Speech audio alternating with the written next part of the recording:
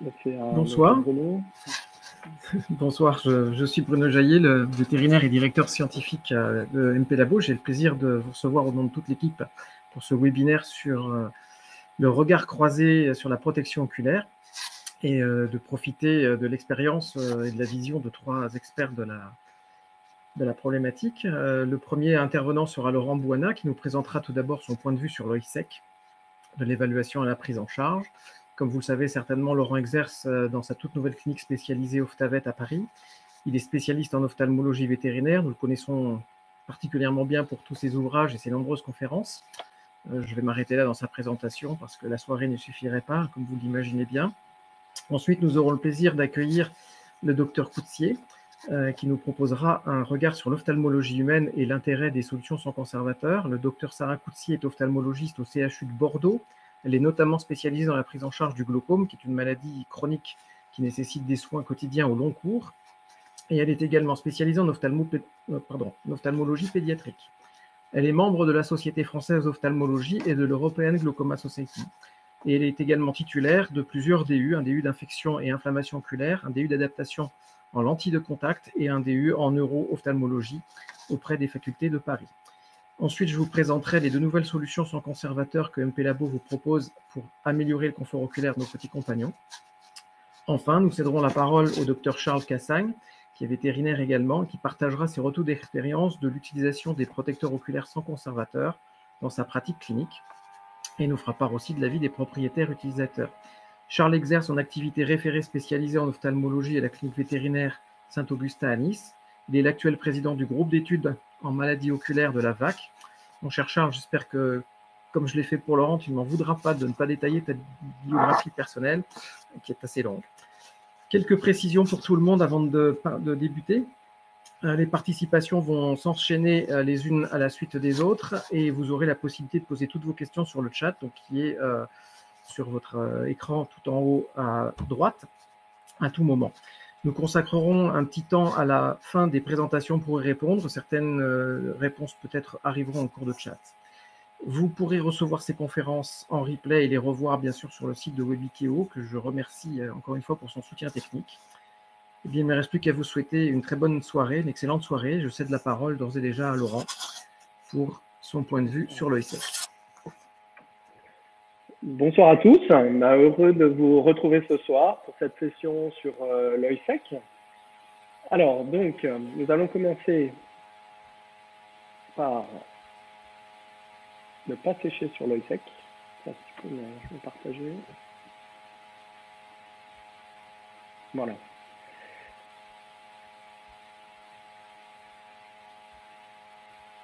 Donc, tout d'abord, merci à MP Labo qui a organisé cette soirée, cette webconférence.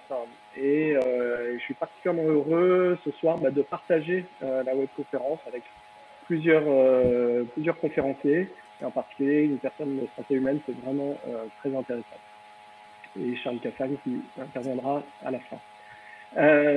Tout d'abord, quand doit-on suspecter un œil sec? Donc, aujourd'hui, je vais essayer d'être plutôt pratique, vous donner des trucs, des astuces et surtout une conduite à tenir par rapport à un œil sec. Tout d'abord, on me signale que le son n'est pas forcément bon. Est-ce que là, c'est meilleur? Une bérangère? Dites-moi. Le son ne serait pas très bon. Donc, quand suspecte-t-on un œil sec? C'est surtout, le premier signe d'appel, c'est l'œil sale. Dès que vous avez un œil sale en consultation, donc des sécrétions soit muqueuses, soit mucopurulentes, des croûtes, comme vous le voyez ici, chez ce chien. Donc là, vous voyez des sécrétions mucopurulentes, vous voyez des sécrétions sèches sur les paupières. Donc un œil très sale, comme vous le voyez. Tout de suite, pensez à une insuffisance lacrymale. Ensuite, lors de rougeurs chroniques, comme chez ce chien, vous voyez, on a la présence d'une conjonctivite, avec la rougeur au niveau de la conjonctive. La douleur, souvent lors d'insuffisance lacrymale, le chien va avoir un blépharospasme, il est gêné, comme nous lorsqu'on a les yeux un peu secs, hein, on a tendance à avoir les yeux qui piquent, et ben, c'est la même chose chez l'animal. Et aussi un voile cornéen qui est dû à une kératite ou à une opacification de la cornée par de la mélanine. Chez ce chien, on voit qu'on a un voile cornéen, la cornée n'est pas complètement transparente parce qu'on avait une kératite avec des néovaisseaux et une légère fibrose de la cornée qui entraîne ce voile cornéen. Voilà, j'espère que le son est meilleur. La personne n'a pas trop répondu, donc je vais continuer. Les symptômes donc à retenir, hein, les sécrétions muqueuses ou muquopurulentes, œil sale, la rougeur conjonctivale, les néovaisseaux, la douleur, éventuellement des ulcères cornéens qui peuvent être secondaires à la sécheresse, et la pigmentation mélanique comme chez ce chien. Vous voyez, on a donc un œil très très sale, un écoulement purulent important et une pigmentation mélanique complète. C'est-à-dire que là, c'est un chien qui ne voit plus du fait de sa pigmentation complète secondaire à la sécheresse lacrymale.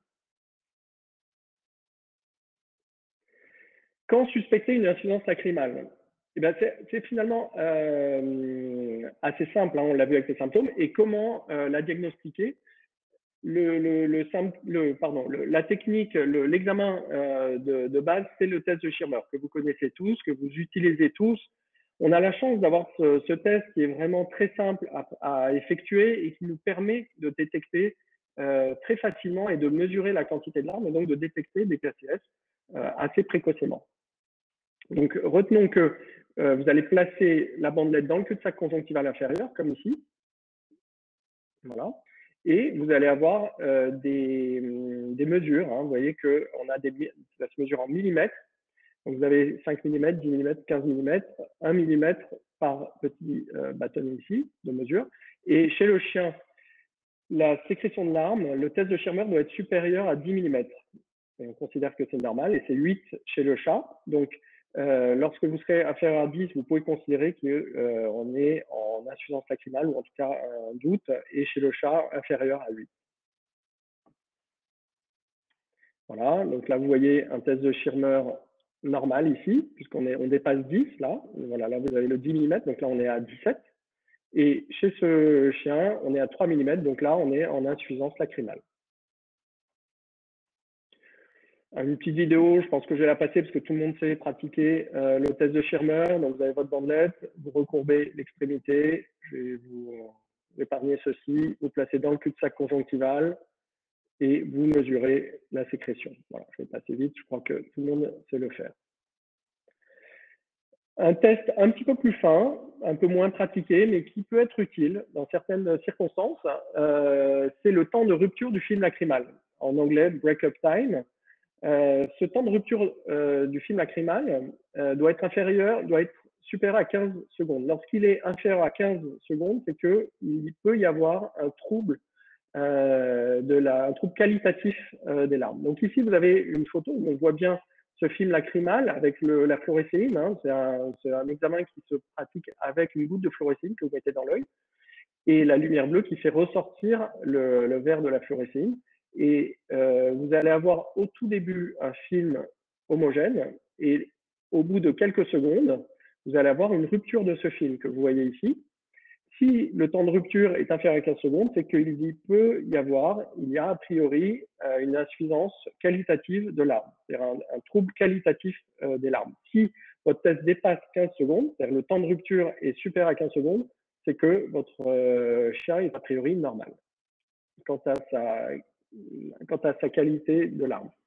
Alors, comment on réalise un break-up time? Ça, par contre, je vais vous le montrer en entier en vidéo parce que c'est un peu plus compliqué. Donc, vous mettez, enfin, c'est pas hyper compliqué, mais vous mettez une goutte de fluorescéine entre les paupières.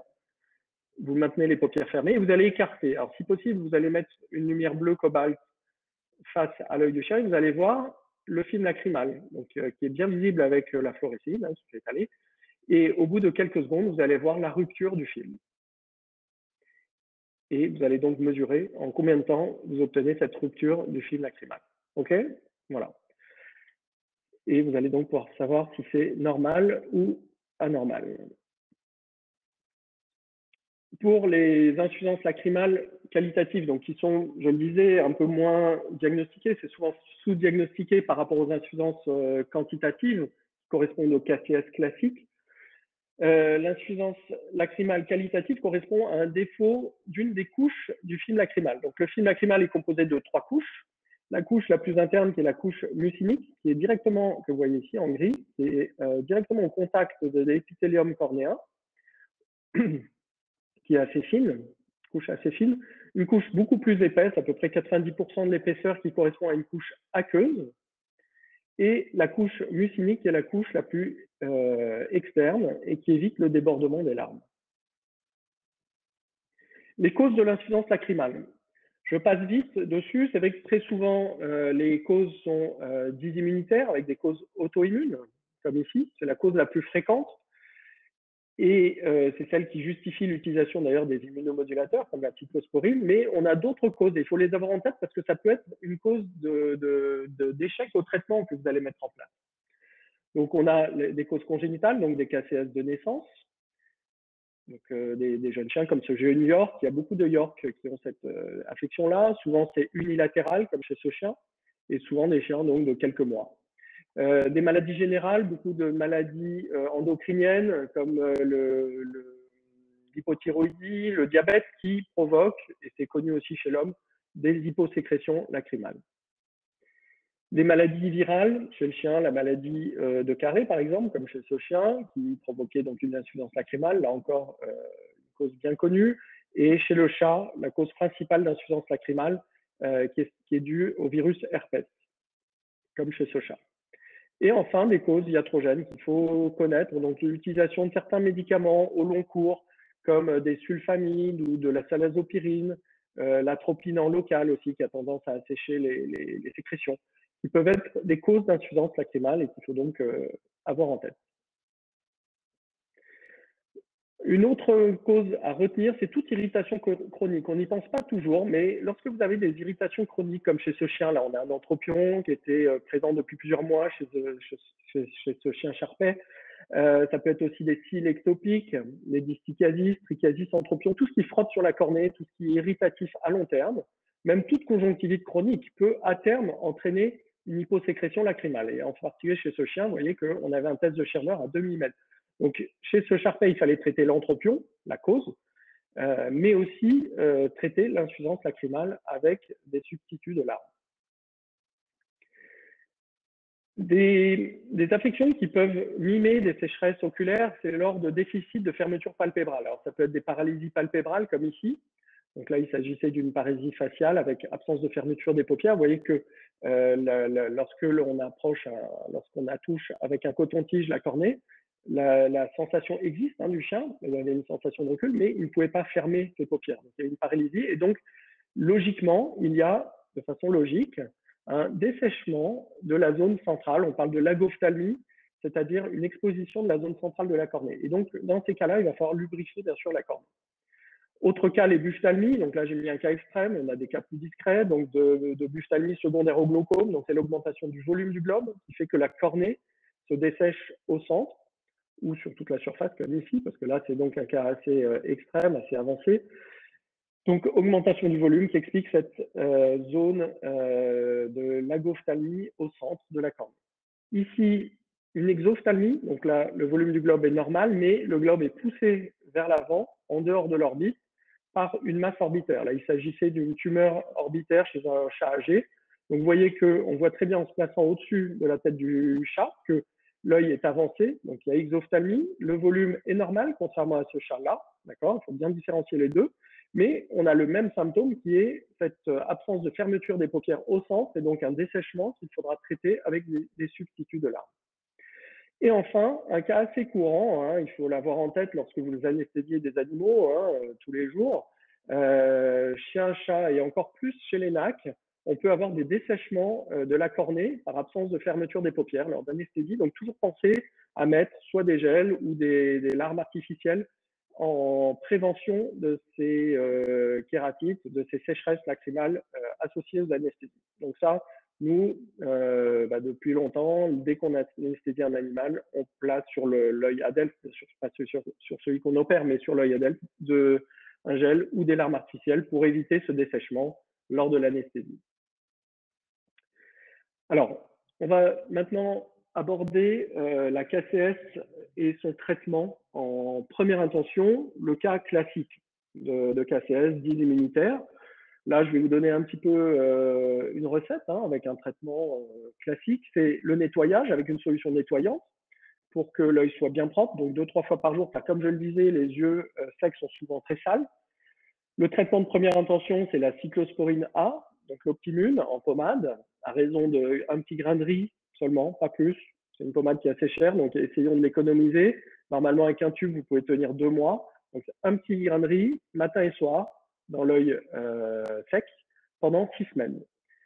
On part sur un traitement de 6 semaines. Pourquoi? Parce que les études ont montré que c'était le temps nécessaire pour juger de l'efficacité de ce traitement. C'est à peu près le temps nécessaire pour que la cyclosporine agisse sur la glande lacrymale pour remettre, pour stimuler la glande et avoir l'effet immunomodulateur sur la glande. Donc, on part sur 6 semaines de cyclosporine et un antibiotique de couverture lorsqu'il y a une infection. Et il y en a souvent, une goutte 3 fois par jour, et on part sur 15 jours à 1 mois de traitement. Ça, c'est vraiment le traitement de base à avoir en tête. À cela, vous ajoutez un lubrifiant oculaire des larmes artificielles. C'est assez logique, le temps que la sécrétion de larmes se redevienne normale. Donc, des lubrifiants, vous en avez beaucoup à disposition, soit sous forme de gel, soit sous forme de larmes, de gouttes, pardon, de collyre. On part sur un minimum de 3 fois par jour, ça peut être 3 à 6 fois en fonction des cas, et on part sur 6 semaines. Donc là, vous avez plusieurs traitements et plutôt des carbomères en première intention. Contrôle à 6 semaines. Donc, vous commencez votre traitement, vous faites votre prescription 6 semaines et vous allez contrôler l'animal au bout de 6 semaines. Et là, 2 cas de figure. Soit vous avez une bonne réponse, donc votre Schirmer augmente, vous repassez au-dessus de 10, ça veut dire que vous avez eu une très bonne réponse à la cyclosporine.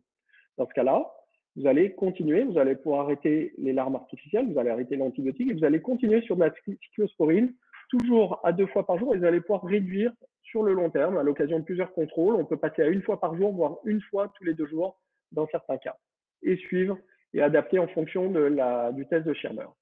Donc ça, c'est le cas idéal, mais on sait qu'on a beaucoup de KCS rebelles. D'ailleurs, je vais vous donner des chiffres par la suite, donc des KCS qui ne guérissent pas avec le traitement que je vous ai donné, donc immunomodulateur, larmes et antibiotiques. Donc c'est une persistance des symptômes et le Schirmer qui reste faible après 6 semaines. Vous voyez ce test de Schirmer ici qui reste à 0. Donc là, il va falloir modifier le traitement. Il va falloir rebondir. Quand est-ce qu'on a des échecs à la cyclosporine? Il faut retenir que c'est finalement les cas les plus graves. Donc dans les cas où vous avez un Schirmer de départ qui est aux alentours qui est quasiment extrêmement faible, 0 ou 1 mm, donc quasiment pas de larmes, eh bien l'Optimune donnera des bons résultats dans moins de 50% des cas. Donc en gros, un cas sur 2 pour lesquels vous n'aurez pas de résultat. Par contre, quand le Schirmer est plus élevé, au-dessus de 2, vous avez jusqu'à 80% de bons résultats avec la cyclosporine. Ça, c'est une étude ancienne qui a montré ceci et voilà, qui nous permet de montrer qu'on a des échecs avec ce traitement. Donc, vous allez modifier le traitement. Première possibilité, c'est augmenter la fréquence de la cyclosporine. Là, vous avez un cas, par exemple, où juste en passant de 2 fois par jour à 4 fois par jour, j'ai pu obtenir un résultat en 1 mois. Vous voyez, on avait une belle kératite qui persistait à 2 fois par jour et à 4 fois par jour, une nette amélioration avec augmentation du test de Schirmer.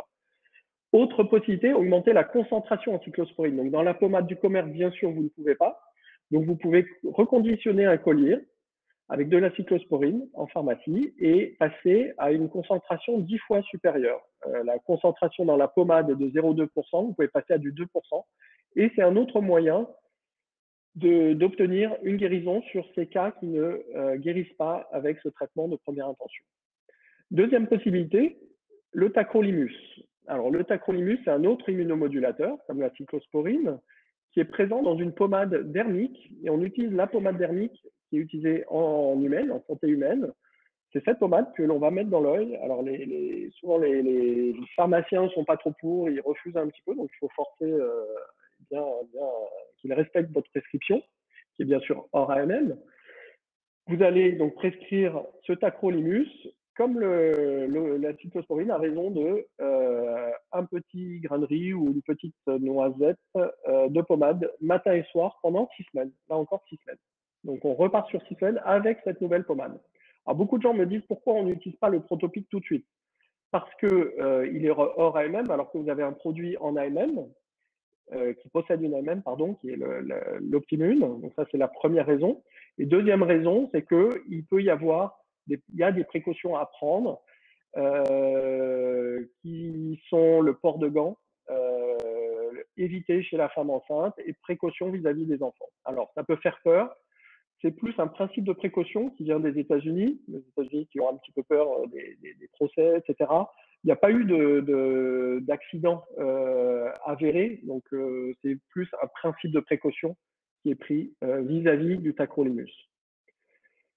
Là, une étude de 2005, donc plus récente, de l'équipe de Berdoulet, nous montre que lors d'échecs à la cyclosporine, 51% des cas de ces échecs vont être traités, vont répondre avec le tacrolimus. Donc c'est intéressant, c'est-à-dire que vous avez eu un échec après vos 6 semaines, eh bien, en mettant en place le Protopic, vous allez pouvoir en sauver 1 sur 2, donc ils vont répondre avec le tacrolimus. Donc c'est intéressant. Voici un cas justement pour illustrer ceci. Vous avez ici une cassette chez un chien avec une kératite, des ulcères, un test de Schirmer à 1. On le met sous Optimune, 6 semaines, cyclosporine. Il reste à 1, il n'a pas bougé. Donc nous sommes face à une KCS rebelle.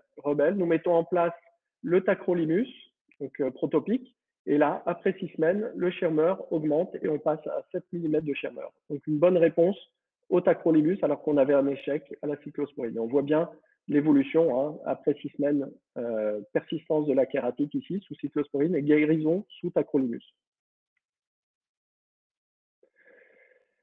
Donc maintenant, pour les cas qui ne guérissent pas sous tacrolimus, eh bien vous continuez du traitement médical. Ça veut dire faire des traitements antibiotiques par cure, ça veut dire lubrifier le plus souvent possible l'œil, le plus de fois possible, mais c'est assez contraignant. Donc, deuxième option, l'option chirurgicale, c'est la transposition du canal de sténon. Une chirurgie qu'on pratiquait beaucoup il y a 30 ans et qui, pour moi, garde toujours un intérêt parce qu'il y a des échecs. Vous l'avez vu, statistiquement, vous allez avoir des échecs avec tous ces traitements médicaux. Et puis, au bout d'un moment, les personnes se lassent de mettre des gouttes 6 fois par jour. C'est contraignant. Ça peut même être onéreux à terme. Or, on a cette solution qui finalement marche bien. C'est une chirurgie qui a vraiment d'excellents résultats avec un excellent taux de réussite élevé, un taux de satisfaction des propriétaires qui est très élevé. Moi, j'ai la pratique depuis une vingtaine d'années et vraiment, j'en fais régulièrement et on a finalement sur ces cas très rebelles avec des symptômes qui persistent, des propriétaires qui en ont marre, entre guillemets, de continuer ces traitements à long terme. Pensez à cette chirurgie, elle donne de très bons résultats. Donc, elle consiste à dévier un canal salivaire. Donc, je vais vous mettre la vidéo en raccourci. Voilà, une KCS bilatérale chez un chien. Donc, on voit des symptômes très importants. Aucune réponse avec le traitement médical.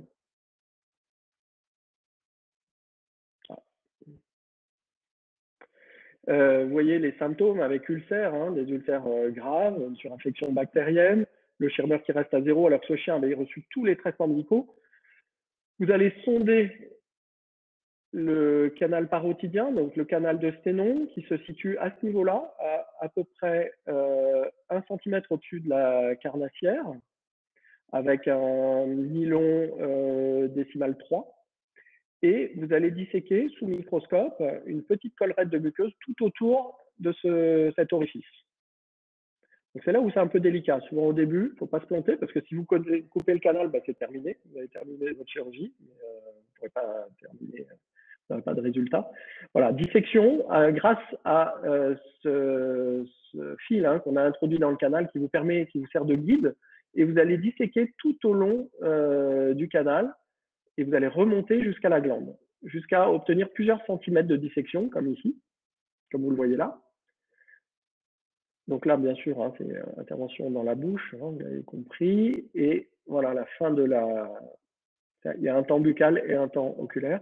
Voilà, vous vérifiez que votre longueur de canal disséqué permet d'arriver dans le cul-de-sac conjonctival inférieur. Vous allez tunnéliser sous la peau, toujours un peu impressionnant cette partie-là, et vous allez inciser le fond du cul-de-sac conjonctival inférieur de façon à transposer le canal. Voilà.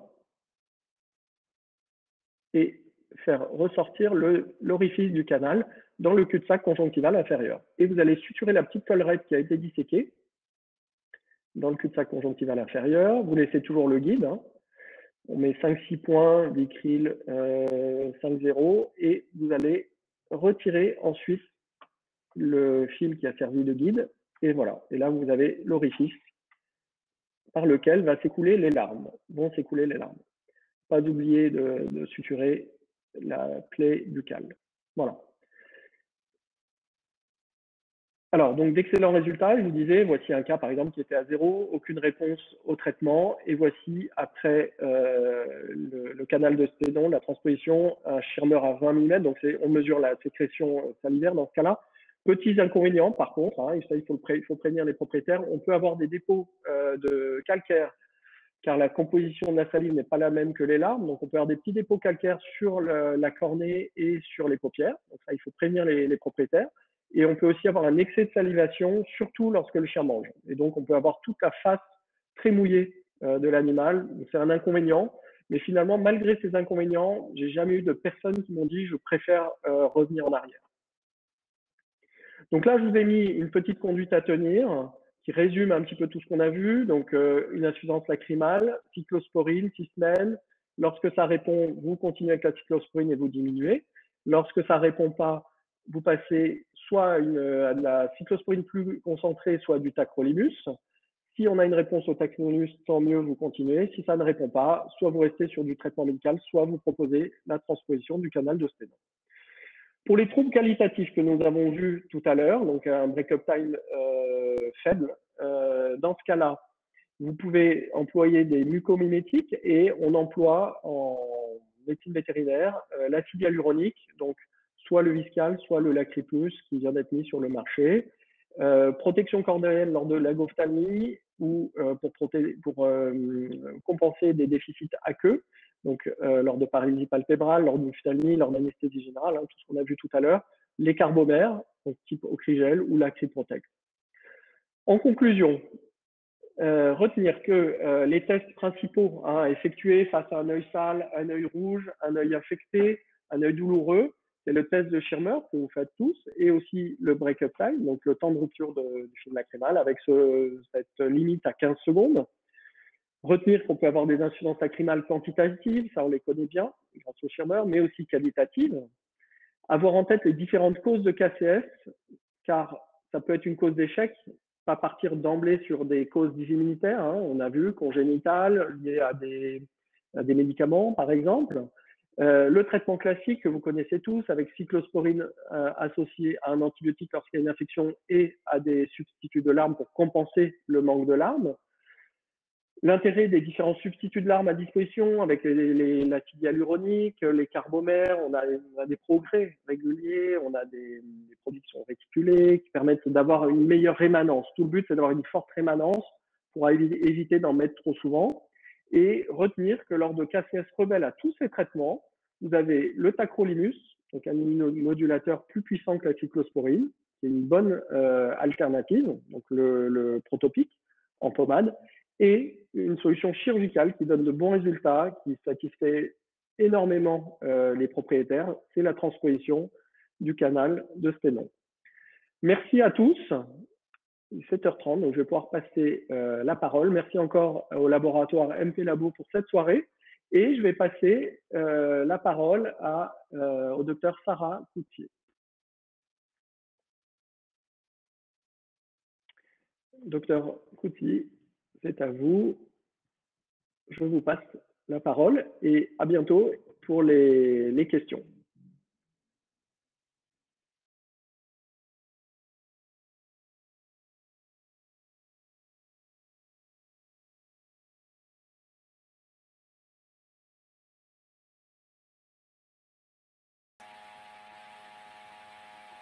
Docteur Coutsi, on ne vous entend pas.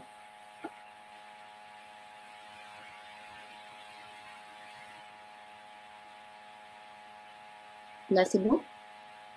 Parfait. Hop. Oui, bonjour à tous. Désolée, j'ai eu un petit bug. Donc, tout d'abord, merci beaucoup à MP Labo de m'avoir invité ce soir à participer à cette réunion. Donc, c'était déjà très, très enrichissant de voir comment était pris en charge la sécheresse oculaire en médecine vétérinaire. C'était vraiment très, très intéressant. Je ne connaissais pas du tout cette transposition du canal de Sténon et c'est vrai que c'est vraiment très, très intéressant. Alors moi, je vais surtout vous parler en fait du rôle des conservateurs en ophtalmologie humaine. Donc juste tout d'abord des petits rappels d'anatomie sur la cornée. Donc il y a bien 5 couches, la plus externe l'épithélium, hein, avec de nombreuses jonctions intercellulaires. La couche sous la membrane de Bowman, qui est donc acellulaire, qui est juste constituée de cellules de collagène. Le stroma, qui est donc la couche la plus épaisse, qui fait souvent 300 à 400 microns, qui est constituée de kératocites et de collagène. La membrane de Descemet, qui est aussi une fibre de collagène, qui est la membrane qui va séparer avec l'endothélium. Donc l'endothélium, la couche la plus interne, en contact avec la chambre antérieure et l'humeur aqueuse. Donc c'est vraiment cette couche qui va permettre la régulation de l'hydratation du stroma qui est sous-jacent, avec des systèmes de pompe endothéliales. Bon, ça a été dit juste avant, donc les 3 couches, la couche la plus externe, du coup la couche lipidique, qui va avoir un effet tensioactif qui va permettre de retarder l'évaporation des larmes. La couche aqueuse liquidienne juste en dessous qui va avoir un vrai rôle d'oxygénation de la cornée et de nutrition. Et la couche juste en dessous, le plus en contact avec la cornée, donc c'est la couche mucineuse, donc, qui va être sécrétée par les cellules calciformes de la conjonctive, donc du mucus, qui va permettre un rôle d'adhérence de toutes ces couches à la surface cornéenne directement. Donc, qu'est-ce qu'un conservateur? Un conservateur, c'est une substance qui doit s'opposer aux altérations physiques, donc la lumière, la température, la chaleur, et aux altérations chimiques d'un produit. Donc, le rôle des conservateurs, pourquoi on utilise un conservateur dans un flacon? Donc, c'est d'inhiber la prolifération de bactéries tout en maintenant l'efficacité du produit. Donc, c'est de limiter la contamination du produit tout en préservant le principe actif du collyre. Les principaux conservateurs, donc le plus utilisé et celui dont on va parler surtout aujourd'hui, c'est le chlorure de benzalconium. Mais il y en a d'autres qui sont beaucoup moins utilisés, les parabènes, l'amidine, l'alcool. Alors, le chlorure de benzalconium ou le BAC, c'est celui qui est le plus souvent. Il fait partie de la famille des ammonium quaternaires. Son mode d'action, en fait, il va rompre la couche phospholipidique des bactéries. Il est utilisé même en dehors de la médecine. Il a un pouvoir, en fait, qui va tuer les bactéries, les champignons, les virus. Il agit sur les bacilles Gram+ et sur les bacilles Gram-. Donc, vu comme ça, on se dit c'est un super antiseptique qui agit vraiment sur les bactéries, qui limite les contaminations. Mais, parce qu'il y a forcément un mais, ce benzalconium, il a une toxicité. Et il a été décrit depuis de nombreuses années dans beaucoup d'études. Le premier à l'identifier, c'était Lampe en 1988 et qu'il a décrit dans la sécheresse oculaire. Ça a été prouvé également chez les patients glaucomateux. En ophtalmologie humaine, les patients glaucomateux ont souvent des mono, puis des bi, des trithérapies, voire des quadrithérapies hypotonisantes. Et chez ces patients qui ont plusieurs collyres qui vont être conservés, on a prouvé qu'il y avait une aggravation de la sévérité du glaucome. On va voir pourquoi après. Et qu'il y a un échec de chirurgie filtrante qui est plus important si les patients ont été traités avec des traitements conservateurs. Alors, la toxicité, elle a été décrite sur plusieurs cadres qu'on va décrire en suivant, sur le film lacrymal, sur les cellules de la conjonctive et de la cornée, et aussi des réactions inflammatoires immunoallergiques. Il va y avoir 3 facteurs qui vont déterminer la toxicité de ces conservateurs. Déjà le temps. Le plus longtemps on utilise des collyres conservés, le plus on risque d'avoir une toxicité. Une relation dose-effet, mais aussi une variété entre les individus, s'il y a des pathologies oculaires sous-jacentes qui vont déjà de base fragiliser la surface oculaire.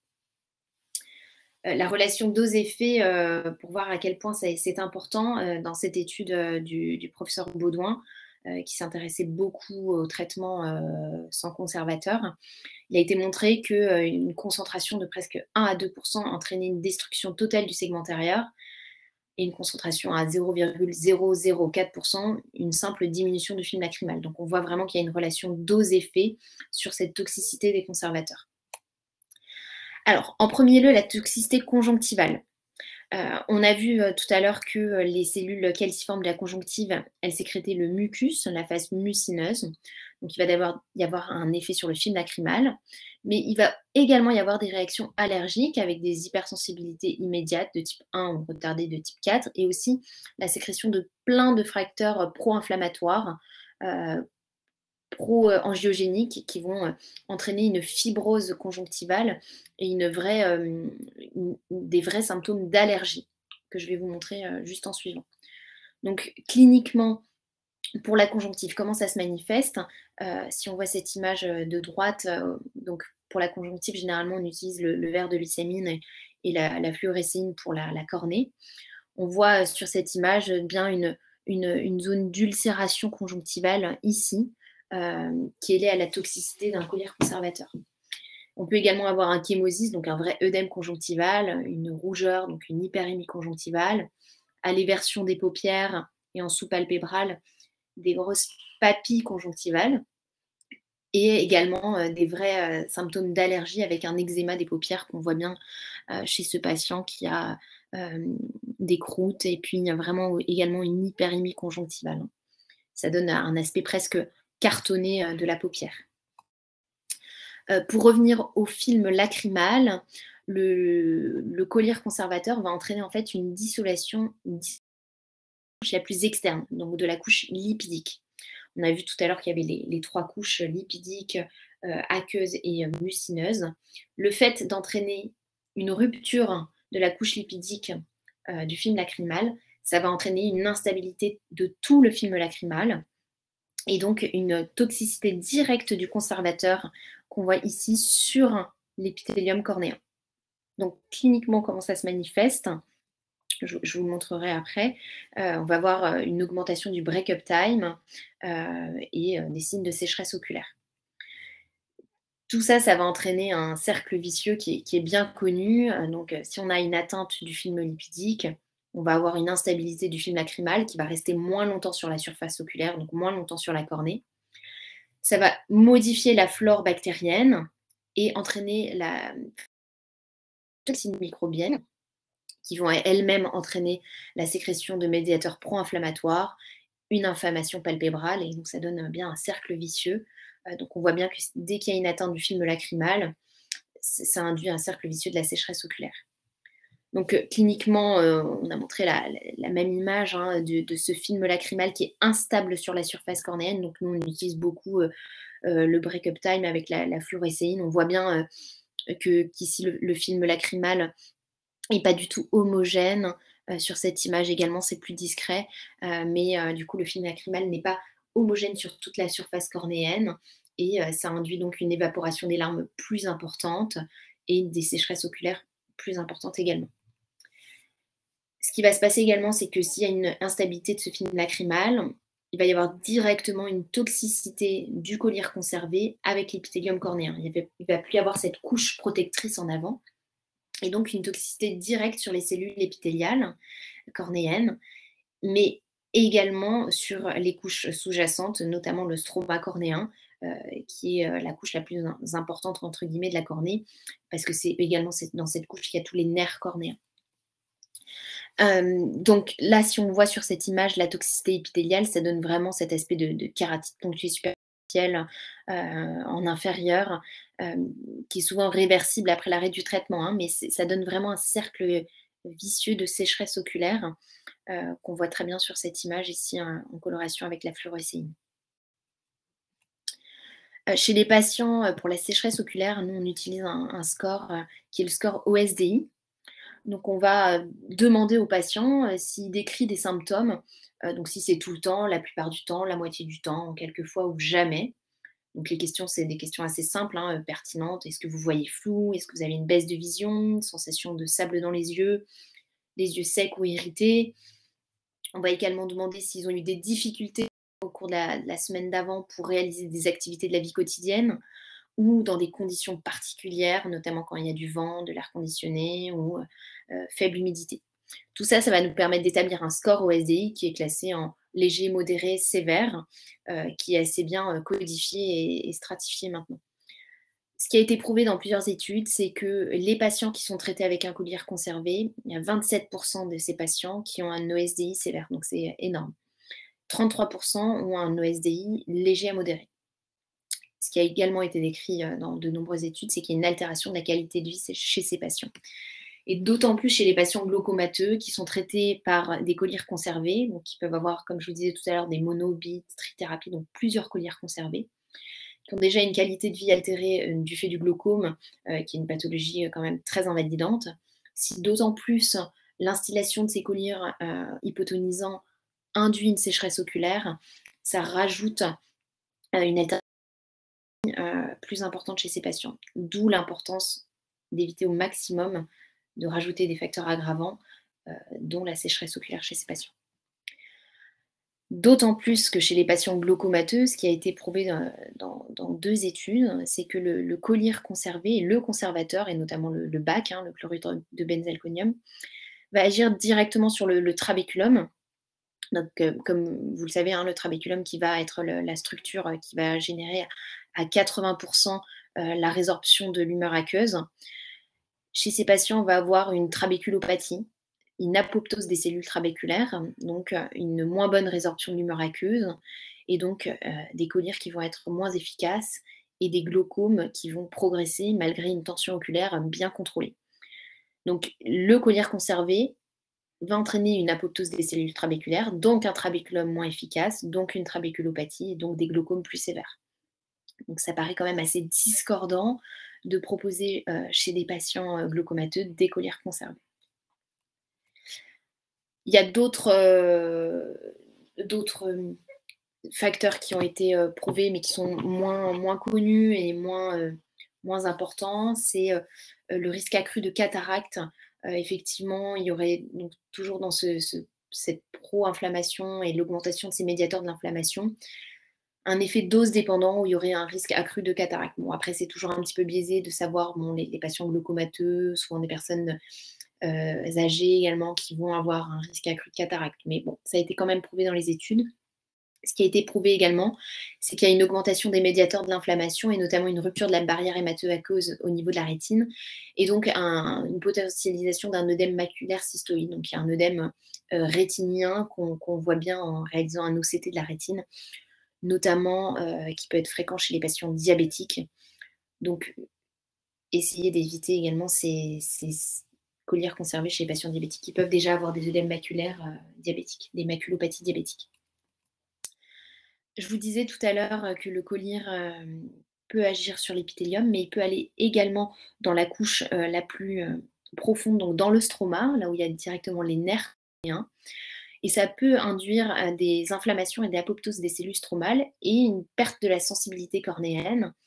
Donc pareil, toujours dans ce cercle vicieux, des keratites neurotrophiques et donc des aggravations de ces symptômes de sécheresse oculaire.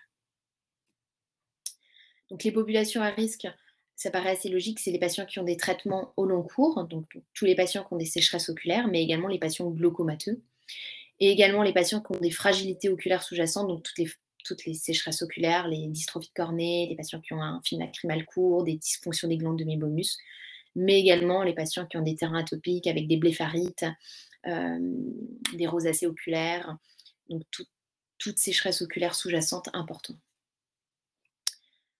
Donc, en conclusion, sur les conséquences d'utilisation de conservateurs, donc ça va donc agir sur le film lacrymal, comme je vous ai dit tout à l'heure, sur l'atteinte de la couche lipidique la plus externe, et entraîner une rupture de ce film lacrymal et une augmentation de la sécheresse oculaire. Une toxicité directe sur les cellules conjonctivales avec des sécrétions de médiateurs pro-inflammatoires et la création de fibrose et de symblepharon, donc vraiment de synéchie entre la conjonctive palpébrale et la conjonctive bulbaire, et un phénomène d'eczématisation vraiment des paupières. une toxicité épithéliale, donc avec des kératites ponctuées superficielles, mais également une toxicité trabéculaire avec des trabéculopathies qui vont aggraver des glaucomes préexistants. Comme je vous disais, il y a une vraie discordance de traiter chez les patients glaucomateux par des traitements conservateurs parce que, premièrement, ça aggrave la qualité de vie, parce que ça aggrave des sécheresses oculaires chez des patients qui ont déjà beaucoup de collyre et qui ont déjà une perte de qualité de vie. Et d'autant plus, il y a une perte de l'efficacité des traitements hypotonisants du fait de cette trabéculopathie et de cette apoptose des cellules trabéculaires dont je vous ai parlé juste avant. Donc les alternatives à ces traitements conservateurs et notamment le BAC, ça a été l'apparition des formes unidoses, donc dans les années 60. Comment c'est apparu en fait dans un hôpital en Angleterre, une épidémie d'endophtalmie suite à l'utilisation d'un collyre en flacon réutilisé. Et donc, ils ont décidé à ce moment-là de créer des flacons unidoses qu'on jette directement. Et là, il n'y a pas besoin en fait d'utiliser de traitement conservateur. Ça a bien sûr des inconvénients parce que beaucoup de plastique, on ouvre l'unidose et on la jette directement. Les autres systèmes, ça a été, je pense que ce sera développé un peu plus tard, ce sera les systèmes avec filtre membrane, donc ABAC. Donc, il va y avoir une membrane dans le flacon qui va être hydrophile mais également hydrophobe et qui va permettre un échange optimal du liquide qui va sortir du flacon et de l'air qui va rentrer. Donc, c'est vraiment une membrane qui va être située dans le flacon.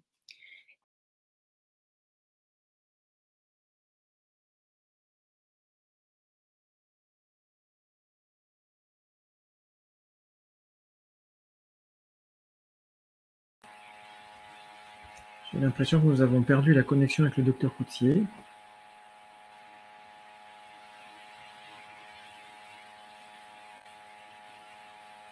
C'est bon? Oui, oui, vous revoici, merci. Ouais, ça. Je ne sais pas où est-ce que vous m'avez perdu, à partir de quel moment? Sur les ABAC. Voilà, exactement. Ok. Alors, donc, je reprends sur les ABAC. Donc, je disais qu'il y a une vraie membrane hydrophile et hydrophobe qui permet un échange vraiment optimal sur le collyre qui va sortir du flacon et l'air qui va rentrer.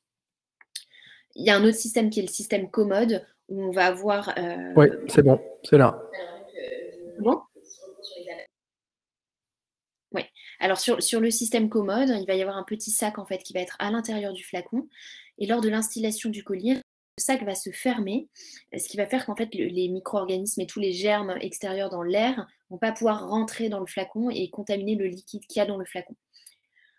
Donc ça, c'est un système assez courant également. Après, voilà, il y a un système d'utilisation de conservateurs alternatifs ou d'antioxydants. Alors, ce qui a été décrit sur les conservateurs, la NSM a vraiment dit qu'il fallait au maximum essayer de créer et d'inciter les laboratoires pharmaceutiques à créer des traitements sans conservateur.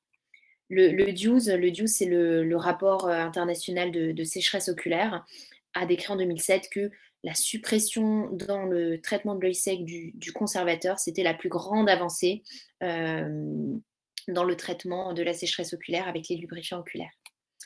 L'HAS a décrit que vraiment les traitements conservateurs qui sont présents avaient des effets indésirables au long cours, donc comme on a décrit tout à l'heure sur une toxicité sur la surface oculaire, mais également conjonctivale, et qu'il fallait au maximum privilégier chez les patients qui ont une sécheresse oculaire, une autre pathologie, des traitements sans conservateur.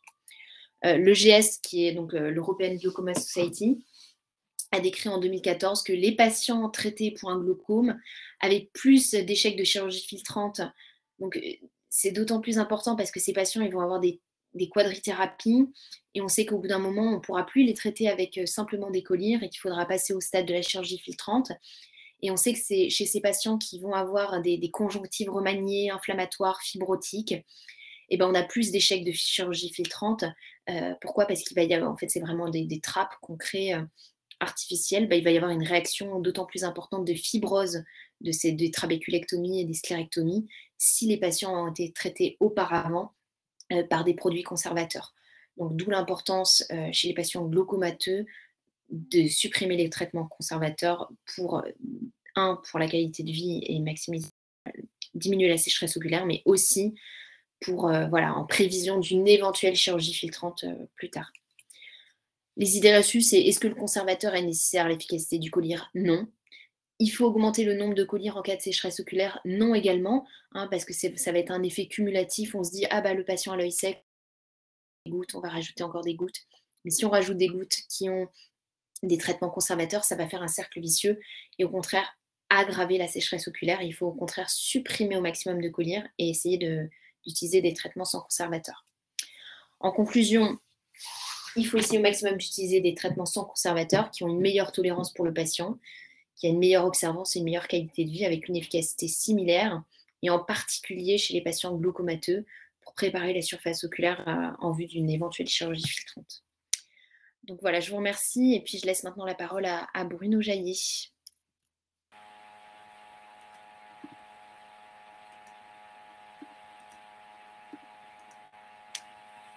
Eh bien, je vous remercie. J'espère que vous voyez mon écran. Effectivement, quand on s'intéresse à la sécurité de l'œil, on va essayer d'éviter, comme nous dit l'adage médical, de ne pas nuire en tout premier.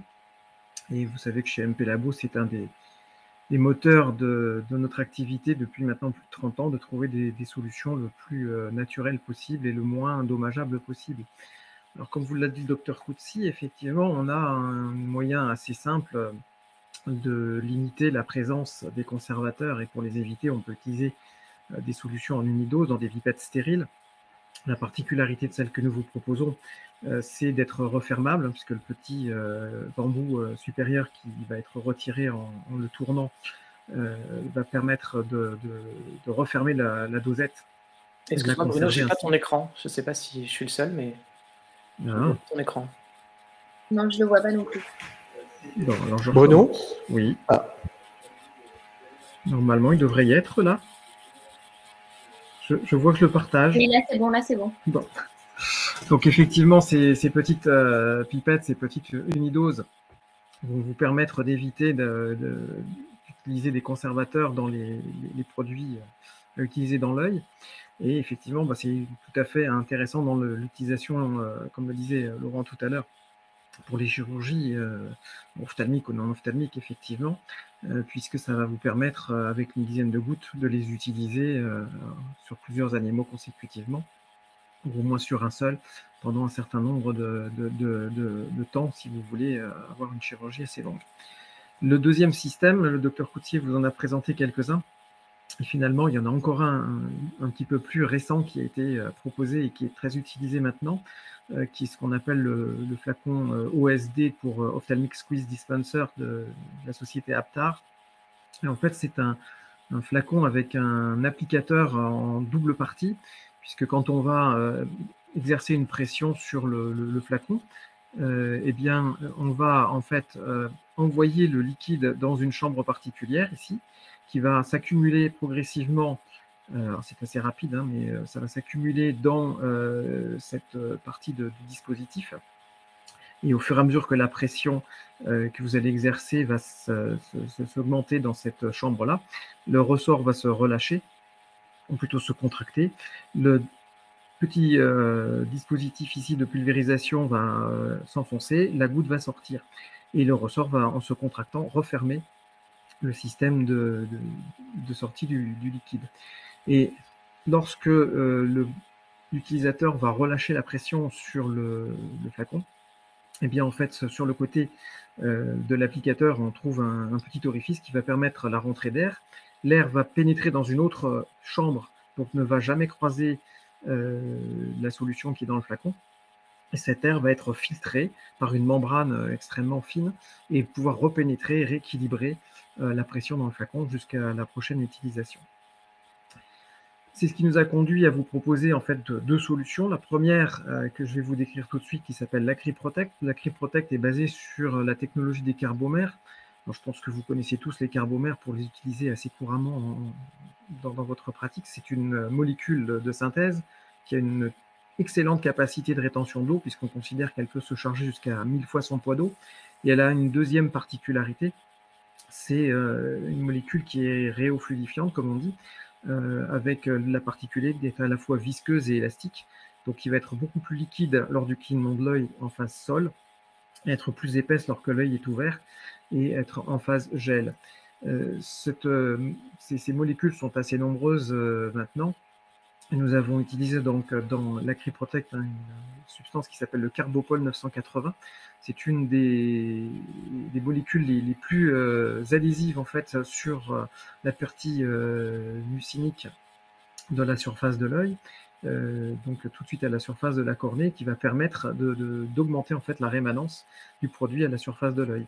Et par cette interaction, en fait, c'est ce qui va lui permettre de rester beaucoup plus longtemps sans s'écouler à la surface de l'œil. Si vous faites un essai sur une paroi, vous allez voir que en fait, ces substances sont particulièrement épaisses, hein, toutes liquides qu'elles sont, parce que justement, sous cette forme gel, donc non comprimée, elles ont une excellente accroche sur la surface sur laquelle elles se trouvent.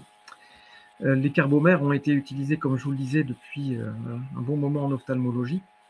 Et effectivement, quand on compare en fait, notamment le temps de rupture du film lacrymal entre des patients chez qui on a proposé d'utiliser soit des carbomères, soit de la cellulose, soit des collyres à base d'huile minérale, eh bien on se rend compte en fait qu'en un certain nombre de jours, on a une amélioration extrêmement significative de la qualité du film lacrymal et de la rémanence de celui-ci sur la cornée. Donc l'utilisation va améliorer au sens direct les symptômes qui vont être associés au syndrome de l'œil sec. Les caractéristiques du produit l'Acriprotect sont assez intéressantes à connaître. La première chose, c'est de se souvenir que c'est une solution à 0,2% de carbomère, mais surtout sans conservateur, puisqu'on a vu, grâce à la présentation du docteur Coutier, les ennuis et dommages et problématiques que pouvait soulever la présence de conservateurs utilisés au long cours. Bien évidemment, la solution est à un pH physiologique. L'osmolarité est légèrement hypotonique, ce qui va permettre de l'utiliser en toutes circonstances, et notamment lorsqu'on a des déficits lacrymaux, puisqu'en fait, on a une osmolarité qui va être légèrement plus élevée que la moyenne attendue, la normale attendue, et donc de permettre de tendre à rééquilibrer la tonicité normale. Ensuite, vous avez une viscosité très élevée, ce que je vous expliquais il y a 2 minutes à peu près. Et puis, bien évidemment, des unidoses qui sont stériles avec une péremption de 36 mois et une utilisation possible 12 heures après ouverture. Quand vous pouvez recommander ce type de produit, en fait, c'est lié à sa galénique, hein, tout simplement, notamment en usage ponctuel ou de courte durée, bien évidemment. Lorsque vous souhaitez aider la restauration de l'épaisseur du film lacrymal, vous pouvez bien évidemment l'utiliser en complément de la prise en charge du syndrome de l'œil sec. Et c'est un protecteur tout à fait intéressant, un humectant tout à fait intéressant de la surface oculaire. Son effet filmogène va vous permettre de l'utiliser bien évidemment dans une anesthésie, comme on l'a évoqué tout à l'heure, mais lors d'irritation temporaire, par exemple, sur un chien qui va aller dans la nature et rencontrer des vents riches en poussière ou en pollen, ou lors d'une exposition de la cornée, pour tout un tas de raisons que Laurent nous a présentées tout à l'heure. La deuxième solution que nous vous proposons s'appelle l'Acriplus. Donc l'Acriplus est basé sur le hyaluronate de sodium. Là aussi, c'est une molécule que vous connaissez particulièrement, qui est naturellement présente dans le vitré. D'ailleurs, c'est là qu'elle a été découverte pour la première fois dans les années 30, et qui possède elle aussi des propriétés mucomimétiques et particulièrement intéressantes pour sa viscoélasticité. Ces propriétés de lubrification et d'hydratation de la surface oculaire sont là aussi extrêmement connues. Et le hyaluronate de sodium possède aussi une très bonne capacité de réparation des cellules épithéliales cornéennes, raison pour laquelle on l'utilise dans un certain nombre de problématiques en association avec les traitements. La particularité du hyaluronate que nous vous proposons dans l'Acriplus, c'est d'être réticulé avec de l'urée. Et en fait, alors l'urée est une substance qu'on trouve naturellement présente dans les larmes, qui possède une activité intrinsèque et particulièrement bien tolérée. C'est un humectant particulièrement connu, hein, notamment en dermatologie. Et en fait, cette urée qui va être insérée entre les molécules d'acide hyaluronique va permettre de créer un réseau en 3 dimensions, puisque le hyaluronate de sodium est finalement une molécule relativement linéaire. Et la création de ce réseau va permettre, en augmentant sa taille, d'augmenter la rigidité du polymère, de contribuer à limiter sa dégradation enzymatique par la hyaluronidase qui est naturellement présente dans les larmes, et en fait dans toutes les parties du corps, puisque grosso modo la quantité d'acide hyaluronique que nous avons dans le corps est renouvelée à peu près par tiers tous les jours. Et évidemment, eh bien, en agissant sur ces deux actions-là, on va contribuer à augmenter la rémanence du produit que nous allons instiller dans les yeux de nos petits compagnons. Et c'est ce qui va nous permettre d'augmenter la lubrification, l'hydratation de la surface oculaire et envisager d'avoir une action beaucoup plus longue qu'une solution d'acide hyaluronique tout à fait normale, donc non réticulée. L'intérêt de la réticulation a été montré notamment par un certain nombre d'études conduites par l'équipe de Williams à l'université de Cambridge en Angleterre. Il a publié des résultats à la fois chez le chien et à la fois chez le chat. Je vais vous détailler très succinctement les études qui ont été conduites chez le chien. Donc sur 20 chiens, il a pour la moitié utilisé de l'acide hyaluronique standard tout à fait normal, et dans l'autre moitié de l'acide hyaluronique réticulé, avec une fréquence de 3 fois par jour. Et il a mesuré un score composite en fait qui va se composer de l'évaluation de l'irritation, des rougeurs, de la quantité de larmes avant et après utilisation. Et ce score composite, en fait, plus il est élevé et moins les résultats sont bons. Et au bout d'un certain temps, en l'occurrence 21 jours, ils ont mesuré l'amélioration. Donc on voit bien que c'est tout à fait significatif quand on utilise un acide hyaluronique standard, on a une amélioration du score composite. Mais ce score composite qui était non significativement différent au début devient très significativement différent lorsqu'on a l'utilisation d'un acide hyaluronique réticulé. Les caractéristiques du produit, c'est donc un acide hyaluronique réticulé par de l'urée à 0,4%, qui est bien évidemment sans conservateur. Là aussi, nous avons une solution avec un pH physiologique, une osmolarité légèrement hypotonique, un poids moléculaire de l'acide hyaluronique qui est relativement élevé, à 1500 kDa. La viscosité est élevée, elle est évidemment moins élevée qu'avec un carbomère comme on l'a vu tout à l'heure. Le flacon est stérile et contient environ 250 gouttes, ce qui va vous permettre, chez un animal, je vais dire, pour lequel vous voudriez l'utiliser dans les 2 yeux, d'en mettre plusieurs fois par jour, puisque la conservation du produit après ouverture va être de 3 mois et la date de péremption de 36 mois après la fabrication. Quand est-ce qu'il sera utile de recommander ce produit? Eh bien, tout simplement, là aussi, c'est peut-être sa galénique qui va vous orienter vers un usage à moyen et à long terme. 250 gouttes, ça vous permet une utilisation pendant 2 ou 3 mois. Une action multiple sur le film lacrymal qui va améliorer sa qualité et sa stabilité. Vous pouvez bien évidemment l'utiliser en complément de la prise en charge du syndrome de l'œil sec et particulièrement en complément des traitements que vous allez pouvoir mettre en place lorsque vous souhaiterez favoriser la régénération cellulaire. Alors, parfois, il y a des choix qui sont extrêmement complexes à faire, et notamment, il y a eu un certain nombre de propositions qui ont été faites par la Société française d'ophtalmologie, qui, dans ses livraisons successives, et notamment dans son rapport de 2015, a précisé que finalement, l'amélioration du confort et des signes cliniques pouvait énormément varier en fonction de l'individu et du traitement, c'est-à-dire que pour certains, il est préférable et ils se sentent beaucoup plus à l'aise en utilisant une solution contenant du carbomère, d'autres se sentent beaucoup plus à l'aise en utilisant des solutions contenant des acides hyaluroniques, qu'ils soient ou non réticulés. Voilà, j'en ai terminé avec cette présentation et il va me rester à vous proposer de laisser la parole à Charles Cassagne, qui va aborder maintenant les retours qu'il a eus sur l'utilisation de ces collyres dans sa pratique clinique. Merci beaucoup, Bruno. Alors, je vais prendre la main.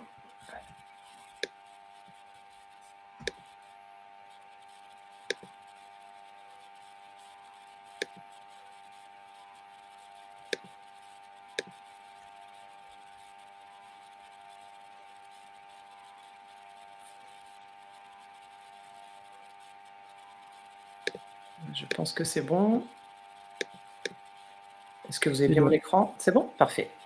Voilà, donc effectivement, on va terminer cette soirée par un petit retour sur un premier retour sur l'utilisation des collyres sans conservateur en clinique. Donc, il s'agit d'un retour d'expérience sur les premières utilisations du Lacriplus, hein, que vient de vous présenter, Bruno, qui est à base donc de hyaluronate de sodium réticulé. C'est à la fois un retour d'expérience clinique, du prescripteur, hein, et également un retour d'expérience pratique avec, les premiers retours et les premières impressions des propriétaires qui ont utilisé ce produit. Donc on a utilisé et prescrit, le Lacriplus sur des chiens qui présentaient des signes cliniques de sécheresse oculaire, dont vous a largement, parlé Laurent tout à l'heure, qui des chiens qui présentaient de la chassie, de la conjonctivite, des kératites et également un inconfort oculaire. Ces chiens présentaient tous un test de Schirmer inférieur à 10 millimètres par minute. Alors, moi Laurent vous a parlé tout à l'heure d'une limite de 10, moi j'ai pour habitude de dire que la valeur usuelle chez le chien, hein, du test de Schirmer est plutôt de 15 millimètres par minute. Retenez, qu'entre 10 et 15, c'est de toute façon douteux et effectivement, lorsque vous êtes en dessous de 10 millimètres par minute, vous pouvez considérer que le chien souffre d'une sécheresse oculaire. Les chiens chez lesquels on a utilisé, l'Acriplus n'avaient pas de traitement, en cours. On a exclu notamment les KCS induites, par certains produits, prescrits par voie générale, hein, comme les sulfamides. Là aussi, Laurent vous en a parlé tout à l'heure. Il s'agissait plutôt de kératoconjonctivite sèche d'origine dysimmunitaire. Il n'avait pas d'infection concomitante qui risquait d'interférer sur la sphère oculaire non plus. Donc en fait, on a utilisé des scores cliniques pour évaluer, l'efficacité du traitement. Ce score, il est, donc de 0 à 3 et il porte sur différents signes cliniques, sur la rougeur oculaire, donc l'hyperémie conjonctivale, hein, qui est, un des premiers signes de la sécheresse oculaire, sur l'écoulement oculaire qui peut être plus ou moins important. Laurent vous l'a dit tout à l'heure, là aussi, un des premiers signes de la sécheresse oculaire, c'est l'œil sale avec des sécrétions qui peuvent être, abondantes. Les signes d'irritation oculaire, de douleur, qui vont se manifester par un prurite oculaire ou par un blépharospasme qui peut être, assez intense lors de sécheresse. Là encore, Laurent vous en a parlé, la sensation de picotement, d'œil, de corps étranger dans l'œil, qui est bien décrite, chez l'homme et manifestement la même chez le chien lorsqu'on voit leur comportement avec un blépharospasme important. On a également scoré les opacités cornéennes lorsqu'il y avait une présence de néovascularisation cornéenne ou de pigmentation. Vous savez que la pigmentation, notamment dans certaines races comme le carlin, est une des complications sévères qui peuvent être parfois très invalidantes de la sécheresse oculaire. Donc, pour ces scores, on a utilisé des petits tableaux pour aider, il y a des petits tableaux pour aider à donner une note à ces scores cliniques, donc pour la conjonctivite, pour l'écoulement et pour l'opacité cornéenne, comme vous pouvez le voir sur ce tableau. Voici, quelques chiens sur, lesquels, ont été prescrits donc le Lacriplus. Alors pas de surprise, hein, sur les races, concernées, hein, ce sont des races bien connues, pour leur prédisposition, à la sécheresse oculaire, le Yorkshire Terrier notamment, le Bulldog français, le Cocker anglais. Vous voyez, vous avez, sous les photos, les tests de Schirmer à J0, hein, avec des tests qui sont notablement abaissés à 5 millimètres par minute, ou à 7 pour le 4e cas.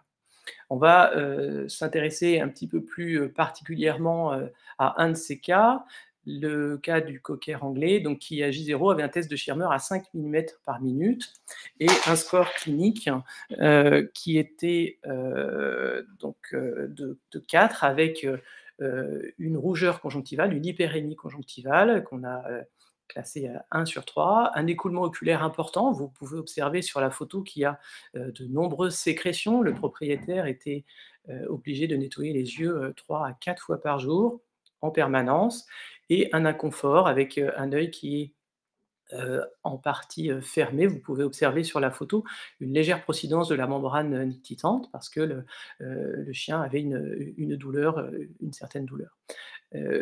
Vous remarquerez que l'opacité cornéenne est notée à 0 sur 3. On observe bien une petite tache sur la cornée, mais il s'agit en fait d'une dystrophie stromale lipidique qui n'a rien à voir avec une neovascularisation ou une pigmentation cornéenne. C'est une affection concomitante qui n'est pas invalidante. Donc chez ce chien, comme chez les trois autres que je vous ai présentés, on a prescrit du Lacriplus à raison de 1 à 2 gouttes 2 fois par jour, sans autre traitement. C'était une monothérapie avant d'utiliser donc des immunomodulateurs, et on a observé l'évolution clinique de ce chien sur 15 et 30 jours. Et l'évolution a été extrêmement satisfaisante, avec une réduction significative du score clinique. Comme vous pouvez l'observer sur la photo de droite, à J30, on a une très nette amélioration, avec une hyperémie conjonctivale qui persiste légèrement, mais un écoulement oculaire qui a totalement disparu. Vous pouvez observer que les paupières sont beaucoup plus propres qu'à J0. L'inconfort a également disparu, l'ouverture palpébrale est plus grande, la membrane nictitante est moins procidente, l'animal est beaucoup plus confortable. L'opacité cornéenne, on est resté à 0 bien entendu. Ce chien avait la particularité, même s'il n'avait plus de traitement, hein, lorsqu'on l'a vu à J0, d'avoir des antécédents d'intolérance à certains collyres lubrifiants. Donc c'était du coup très intéressant d'utiliser le Lacriplus, qui n'a pas de conservateur, et on a observé pour ce cas une excellente tolérance du Lacriplus. On n'a bien sûr pas observé d'augmentation du test de Schirmer, et c'est normal, hein, on utilise des lubrifiants. Là, c'était pas un traitement étiologique, hein. On a bien sûr par la suite prescrit des immunomodulateurs dans un deuxième temps. Donc, le test de Schirmer est resté abaissé, mais on a eu une nette réduction des signes cliniques liés à la sécheresse oculaire. Donc au niveau du retour clinique, c'était extrêmement satisfaisant. Le retour d'expérience des propriétaires était lui aussi intéressant. On n'a pas noté de difficultés particulières à l'utilisation du produit. On a même eu un cas avec une propriétaire qui était déficiente visuelle, qui n'a pas eu de difficulté à utiliser le produit. Donc une bonne satisfaction des clients. La seule remarque, je dirais, hein, c'était pas un reproche, mais remarque des clients, c'était que il fallait effectivement bien appuyer sur le flacon, plus qu'avec un collyre classique. Pourquoi? Bien sûr, c'est lié à l'utilisation de cette membrane et de ce système dont vous a parlé Bruno tout à l'heure, qui permet donc de s'affranchir des conservateurs et qui nécessite donc qu'on appuie un petit peu plus fort sur le flacon qu'un flacon classique. Ce que je préconise, et c'est ce que je fais pas seulement dans le traitement de l'œil sec, mais dans de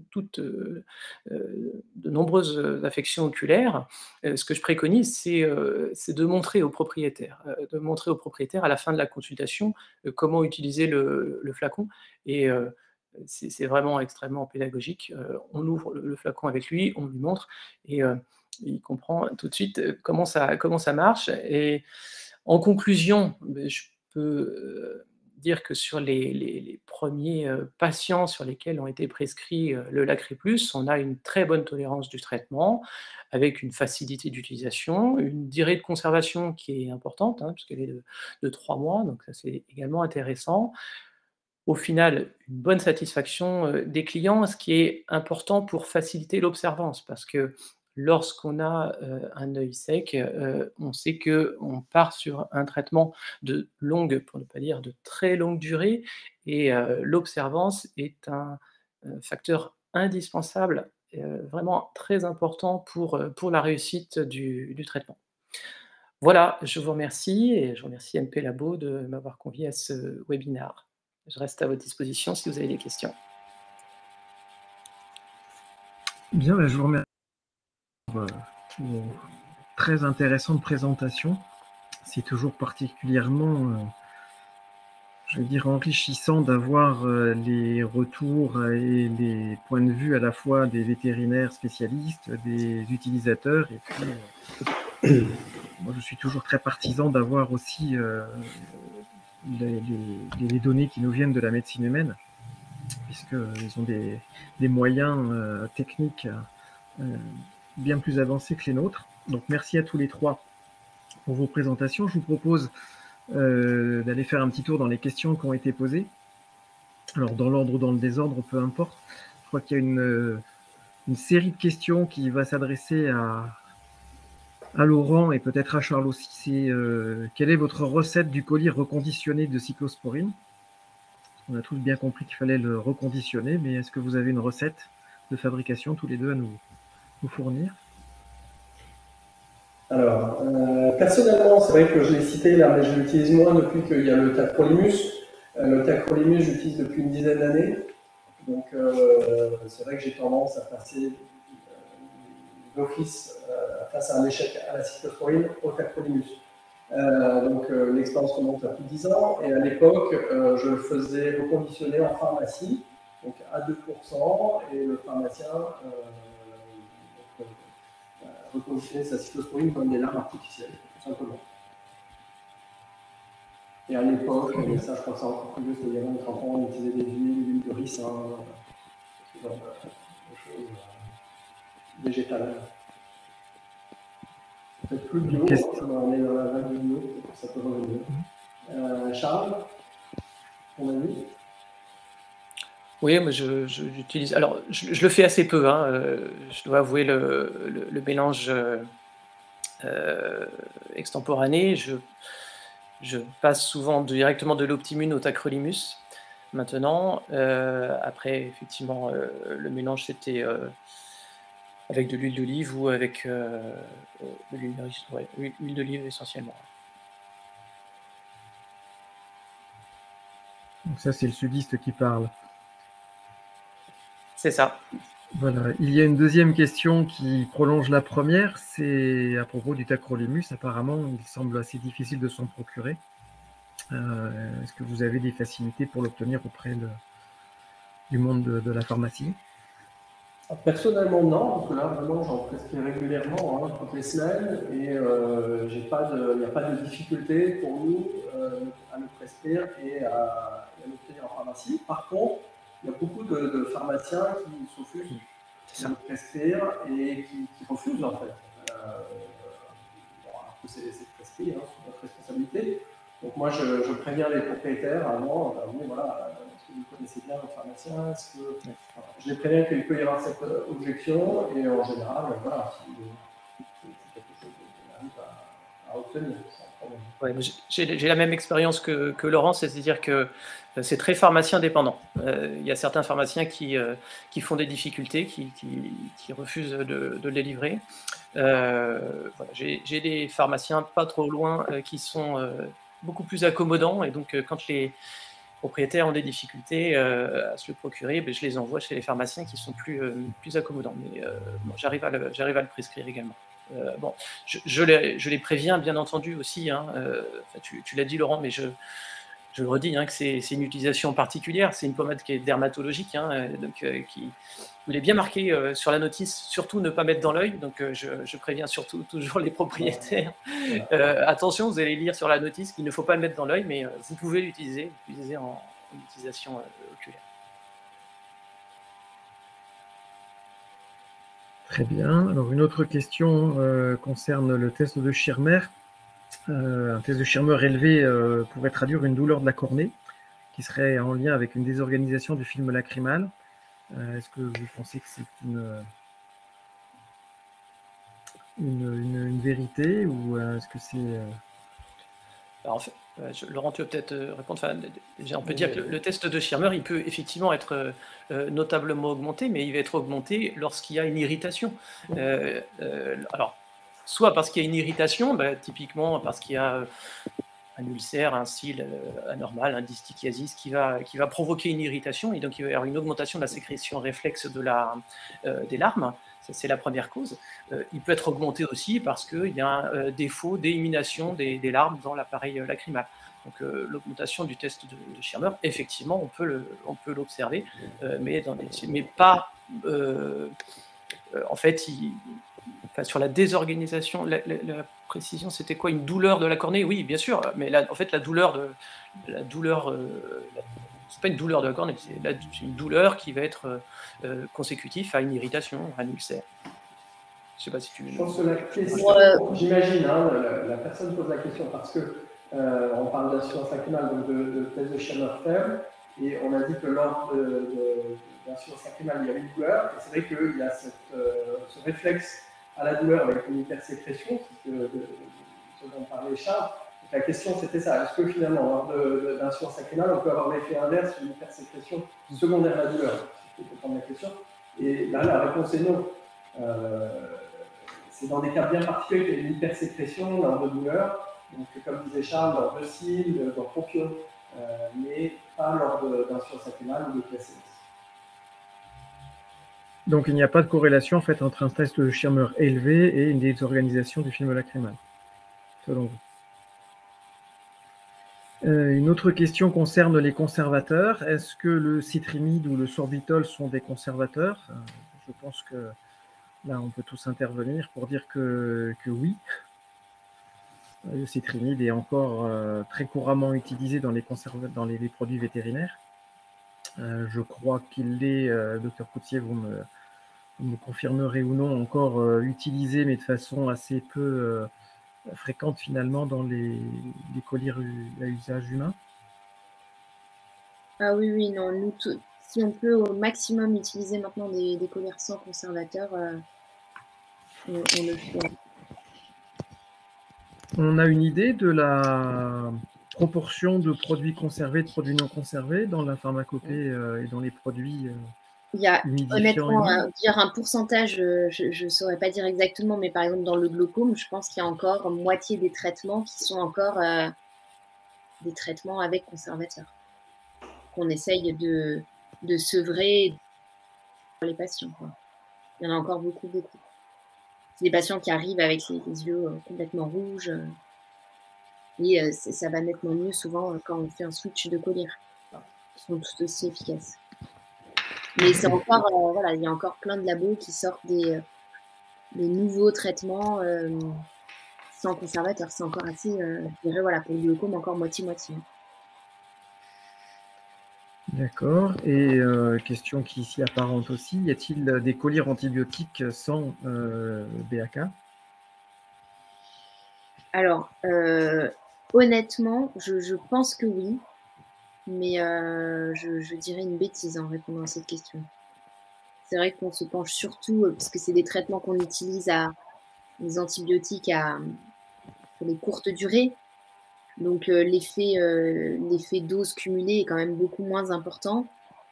On s'intéresse surtout aux sans conservateur pour les traitements au long cours, de la sécheresse oculaire et les traitements de glaucome que les patients doivent mettre tous les jours, toute leur vie, quoi.